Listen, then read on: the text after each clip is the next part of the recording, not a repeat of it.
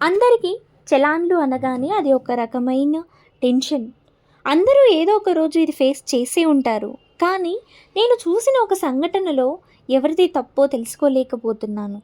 పెద్ద పెద్ద సాఫ్ట్‌వేర్ కంపెనీలు పక్కనే ఉండే చిన్న చిన్న ఫుడ్ స్టాల్‌లు. ముందు పార్కింగ్ ప్లేస్‌లు ఉండవు. ఏమైనా తిందామని అక్కడికి వెళ్తే అక్కడో ఇక్కడో ఏదో సందులో బైక్ పార్క్ చేయడానికి ప్లేసు ఉండదు. ఎలాగో అలా పెట్టినా ట్రాఫిక్ కానిస్టేబుల్ వచ్చి ఫైన్ వేసి వెళ్ళిపోతాడు. వెహికల్ ఓనర్స్‌కి మాత్రం జేబుకి చిల్లులు. పార్కింగ్ లేనప్పుడు పర్మిషన్లు ఎందుకు ఇవ్వాలి? పర్మిషన్ ఇచ్చినా పార్కింగ్‌కి ప్లేస్ చూపించాలి కదా! ఇందులో ఫుడ్ స్టాల్ యజమానులదా? ట్రాఫిక్ పోలీసులదా? ప్రభుత్వానిదా?